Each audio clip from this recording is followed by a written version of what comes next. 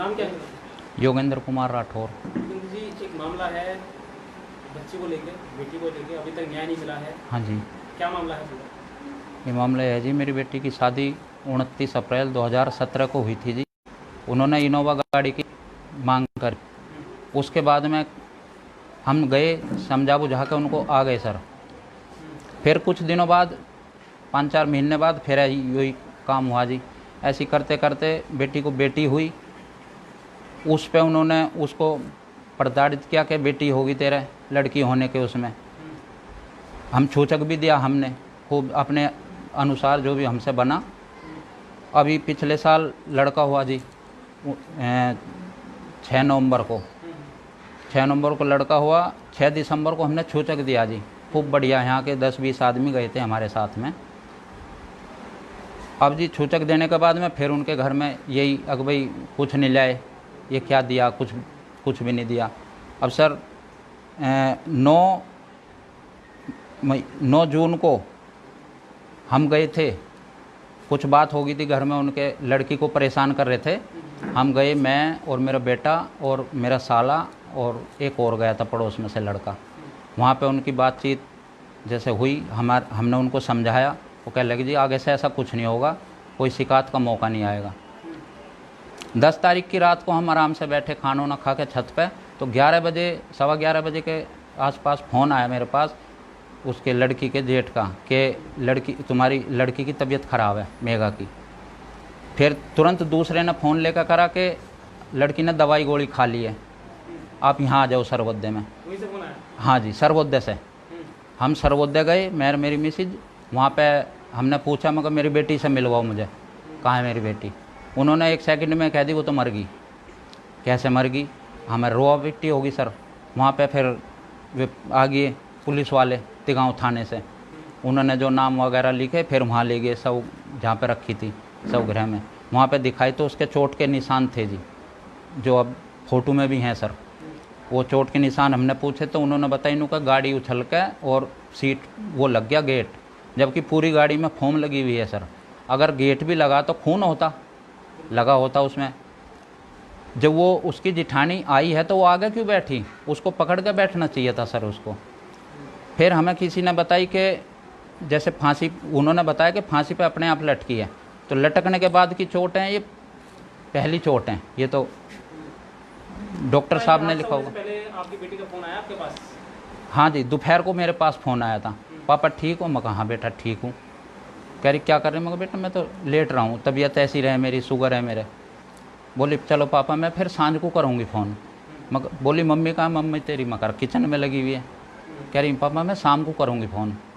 तो फिर ये उन्होंने इसका गला दबाया, मारी पिट्टी। बात जब करी थी बेटी आपसे तो क्या हाँ आपको लग रहा था कि कुछ ऐसा हादसा होने नहीं, वाला कुछ है? डर सी रही थी वो मेरे से, या तो मेरे से नहीं बताई, उसने अपनी मम्मी से बताना चाहती होगी कि शाम को कर लूँगी मैं, मम्मी काम में बिजी है। बात की माता जी ने? नहीं जी, फिर बात ही नहीं हुई जी।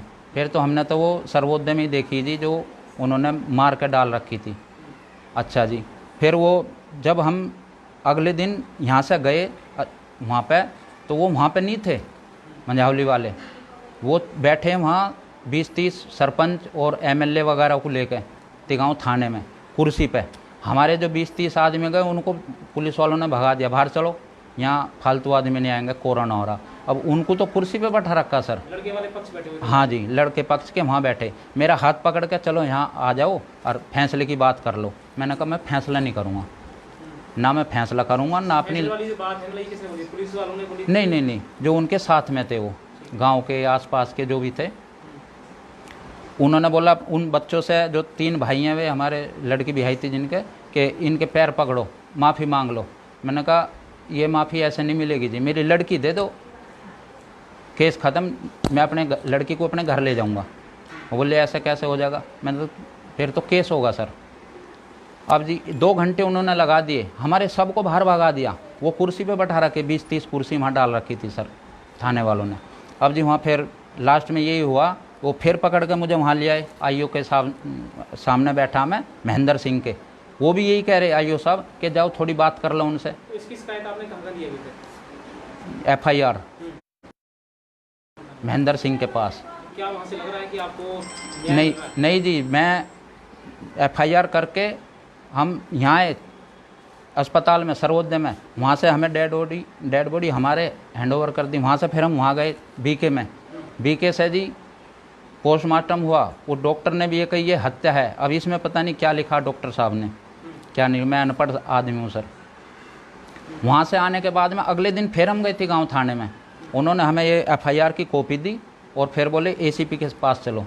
ACP के पास आए जो पहले थे भगत राम जी, उनके पास। उन्होंने हमें पूरा भरोसा दिया कि आपके साथ इंसाफ होगा, फ़ोटो दिखाए कि ये लड़की, उन्होंने भी बोला कि लड़की मारी भी है, अपने आप नहीं मरी है, उन्होंने भी हमें ये बोला था। वहाँ पे मैंने बयान लिए मेरे, उन्होंने पूरे बयान मैंने दे रखे हैं वहाँ पे। अब जी हम फिर गया मैं महेंद्र सिंह के पास, मगर सर अभी तक गिरफ्तारी क्यों नहीं हुई उनकी। उन्होंने ये बोला कि जब हमारा मन करेगा गिरफ्तार कर लेंगे, आपको सूचित कर देंगे, आप चक्कर मत काटो।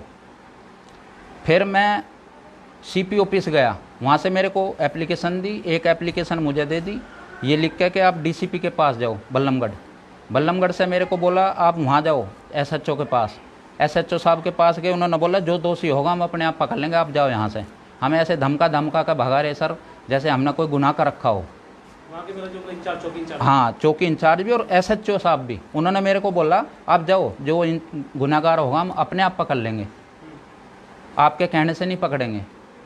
अच्छा जी, अब 8-7 दिन पहले मेरे को पता लगा है कि उनके जो 6 आदमियों के मैंने नाम लिखवाए, एक लड़का, लड़के की माँ, लड़के के 2 भाई और 2 भाभी।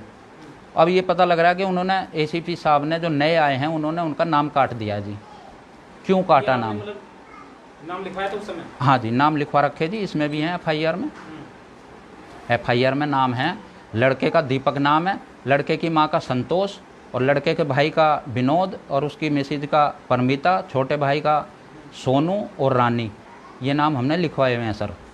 जैसे आप बता रहे हो कि हत्या है, हत्या करी है उन्होंने, हाँ जी। इससे पहले भी क्या कभी फोन आता था या कोई झगड़ा होता था आपस में उनका? नहीं, पहले यही फ़ोन आता था कि क्या लाई तू, क्या दिया तेरे बाप ने।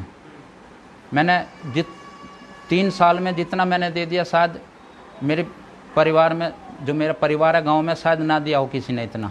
मैंने तो बहुत मेहनत करी मैंने, और जो एक ही बेटी मेरे सर। अब क्या आपको लग रहा है कि अभी CP साहब से भी मिलकर आप आए हो, क्या आश्वासन लग रहा है कि आपको न्याय मिलेगा? जो आपकी बेटी के हत्यारे हैं, कातिल हैं, क्या उनको अब सज़ा मिलेगी? हाँ जी, उनको मैं तो यही कहूँ कि उनको अरेस्ट करे, जेल में डाले, उनको सज़ा मिले।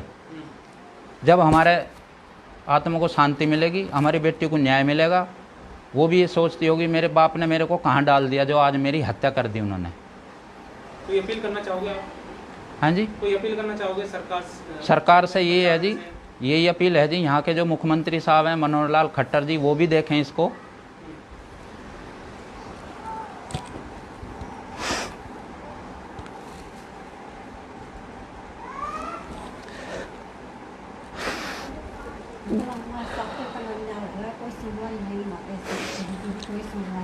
मेरी लड़की मारी है जी उन्होंने।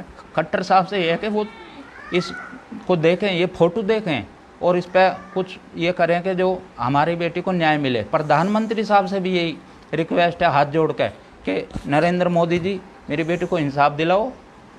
ये कहाँ का न्याय है? उन्होंने कर दिया बेटी पढ़ाओ बेटी बचाओ, इन्होंने ये कर दिया बेटी मारो, ब्याह करो बेटी मारो। ऐसे थोड़ी होता है जी।